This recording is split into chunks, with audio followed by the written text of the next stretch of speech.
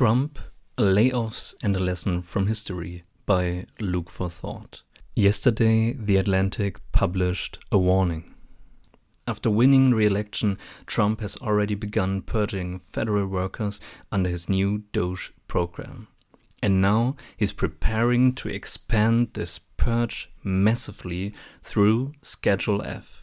To many, it might still sound like bureaucratic reshuffling, but history and Trump's behavior shows something much more dangerous.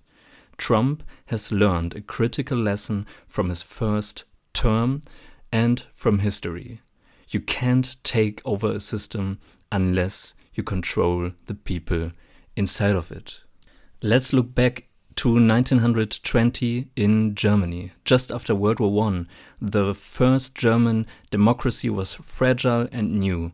That year, far-right forces led by General Walter von Lüttwitz and politician Wolfgang Kapp launched a coup.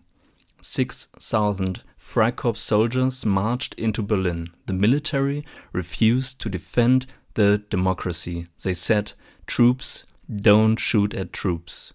And the elected government fled to southern Germany. It seemed like democracy would have collapsed overnight. But the coup failed. Not because of the army, not because of politicians, but because of the people inside the system and across the country.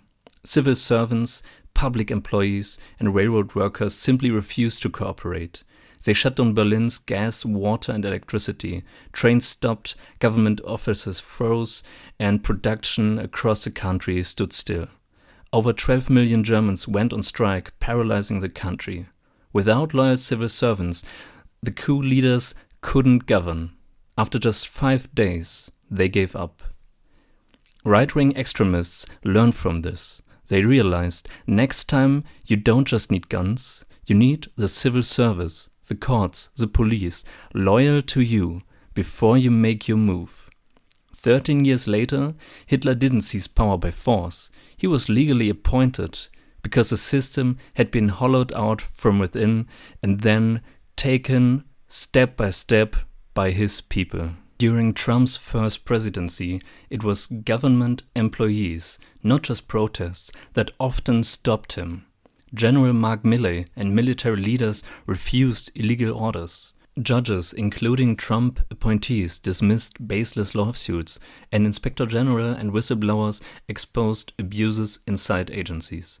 Again and again, career officials chose the Constitution over Trump, and Trump noticed. That's why now in his second term, he's moving quickly. First through DOGE, already removing critical officials, and now with Schedule F, aiming to fire tens of thousands more, replacing them with personal loyalists.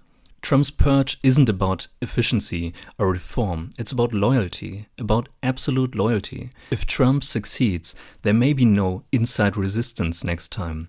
No Milley, no judges to say no, just loyalists. The Kapp putsch failed because the system refused to serve a dictator. Hitler succeeded because the system eventually did. Today, America faces the same fundamental choice. Will our civil servants, public workers, and officials stay loyal to the Constitution or to a man? Trump learned from history. He learned from his own failures, and the question is, have we learned enough to stop him? Stay informed, stay vigilant, defend democracy from inside and out in every legal way possible. This is the real threat to the US democracy.